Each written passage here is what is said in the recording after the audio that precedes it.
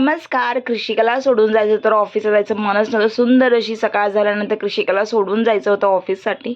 So मम्मीला आणि कृषिकाला bye केलं. ऑफिसमध्ये ऑटोने निघाली आणि सकाळ म्हणजेच खूप सुंदर आणि खूप फ्रेश वाटतं. आणि नवरात्रीचा गुलाबी कलर होता. सो मी साडी वगैरे नेसून ऑफिसला गेली होती. सो तुम्हीही सगळ्यांनी साडी वगैरे नेसून नवरात्रीचे स्पेशल दिवस सेलिब्रेट केलेत का हे नक्की मला कमेंट करून सांगा. आणि रील्स व्हिडिओज खूप लेट होत आहे, खूप डिले होत आहे, बट समजून घ्या थोडंसं प्रॉब्लेम झाले होते किंवा टाईमच नव्हता. सो असं समजून घ्या. आता मात्र आपले एक दिवसाआड किंवा डेली व्लॉग्स नक्कीच येतील.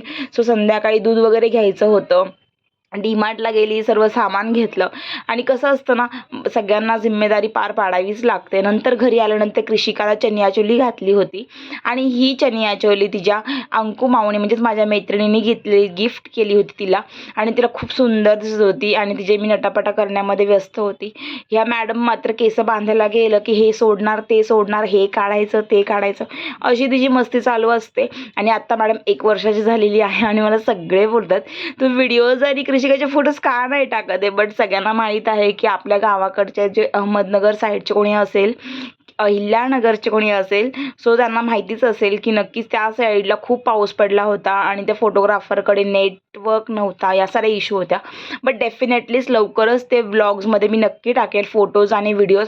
सो त्या व्हिडिओजला आणि फोटोजला आपण भरभरून असं प्रेम द्या. आणि यामध्ये कृषिकाच्या हे 2 असे छानशा पोनी घातली होती, ती कशी दिसते हे मला पण नक्की कमेंट करून सांगा. आता मॅडम मात्र मस्ती करायला लागल्यात. काहीच घालून द्यायचं नसतं, कपडे मात्र टोचणारे हवेच नाहीत, बिलकुल नाही. एकदम सिंपल साधं जेवढं देईल तेवढं चांगलं, हे असं काही नकोच म्हणते. आणि ही अशी क्यूट अशी रिॲक्शन कृषिकाची होती.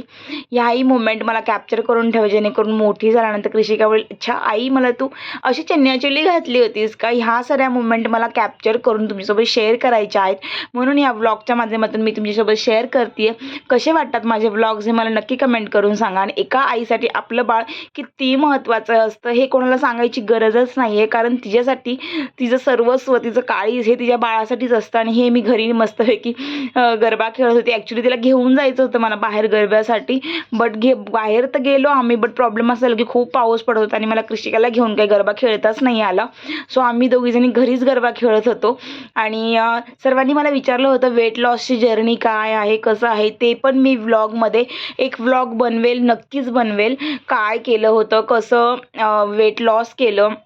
आणि खूप काही मोठी गोष्ट नाही केलेली आहे मी, सिंपल छोट्याशा टिप्स घेऊनच माझा वेट लॉस झालेला आहे. सो तुम्हालाही वेट लॉसची जर्नी ऐकायची असेल तर नक्की मला कमेंट करा. आणि एका दिदीने मला कमेंट केलेली आहे की तिला वेट लॉसची जर्नी माझी ऐकायची आहे किंवा टिप्स हवे आहेत, तर मी तेही नक्कीच लवकरच ब्लॉग करेल किंवा इंस्टाग्रामला छोटीशी रील करेल, तेही मी यूट्यूबला पोस्ट करेल. नक्कीच ती व्हिडिओही बघा. आणि ह्यामध्ये कृषिका मला बघत होती की आई कशी डान्स करते, काय करते, ह्या सर्व रिॲक्शन तिच्या मला बघायच्या होत्या की ती काय रिॲक्ट करते. आणि लहान मुलांचं ऑब्झर्वेशन मात्र भरपूर असतं आणि ह्याच्यामध्ये ती बसून तिला पण गरबा खेळायचा होता. आई कशी करते, काय करते, इतकं छान ऑब्झर्वेशन करते की तिला असं वाटतं की हां मी असं करते, मी तसं करते. आणि अशा प्रकारे ती पण एन्जॉय करत होती आणि मीही माझं बालपण जगत होती. मी आधी खूप गरबा वगैरे खेळायला जायची. नंतर मात्र आमच्या मॅडम विठ्ठल करायला लागल्या. तिच्या आजोबांनी म्हणजेच माझ्या काकांनी टाळ आणलं होतं पंढरपूरवरून आणि तिला मात्र ते मी विसरलीच होती, दरवेळेस घेते. आता मात्र बड्डेला जेव्हा गेली तेव्हा मी घेऊन आली आणि तिला खूप छान प्रकारे ते पकडता पण येतं आणि वाजवता पण येतं. सो ती बघ कशी वाजवतीये. तुमचेही बेबी अशाच प्रकारे वाजवतात का हेही मला नक्की कमेंट करून सांगा. आणि तिला मी छान असे गाणे बोलत होते, मला जितके येतात तितके मी गाणे बोलत होती. आणि दिवस होता दुर्गाष्टमीचा, 8वा दिवस होता, अष्टमी होती. आणि हा दिवस मात्र सर्वांसाठी खूप महत्त्वाचा असतो. देवीचे जितके 9 रूपे आहेत, 9 शक्ती आहे, ती आपल्या बाळाला यावी, तिला किती स्वावलंबी करावं, ती स्वतःच्या तिला किती शक्ती यावी, हे देवीपेक्षा सगळ्यात मोठी शक्ती म्हणजेच आपली आई. आणि आईपेक्षा जास्त आपल्याला कोणी समजू शकत नाही, तसंच आईपेक्षा जास्त आपल्या शक्तीचं कोणीच. आणि हे शक्तिपीठ, ही शक्ती आपल्या बाळालाही अशीच मिळत राहावी. आणि ती म्हणजे आमच्या लक्ष्मी दुर्गापेक्षा कमी नाही. आणि मुलगी ही सगळ्यांसाठीच खूप भाग्यवान असते आणि आमच्यासाठी आमची कृषिका खूप भाग्यवान आहे. तिच्या येण्यालाच आमच्या घराला घरपण आहे. तिच्या आनंदामध्येच आमचा आनंद आहे. आणि मग आम्ही गेलो घनसोलीची देवी, म्हणजेच माझ्याजवळ, मी घनसोलीमध्ये, नवी मुंबईमध्ये कोणी राहत असेल तर ह्या देवीला नक्कीच माहिती असेल. आम्ही तिथे फोटोज काढले कृषिकासोबत, मी छोटे फोटोज काढले आणि तिथे थोडीशी व्हिडिओज वगैरे शूट केलेले आहेत. खूप सुंदर प्रकारे डेकोरेशन केलं होतं आणि आई प्रत्येक रूपात सुंदरच दिसते आणि तिचं भरभरून प्रेम आपल्याला तिच्या डोळ्यांमध्येच दिसत असतं. आणि कृषिका छान प्रकारे गरबा खेळत होती.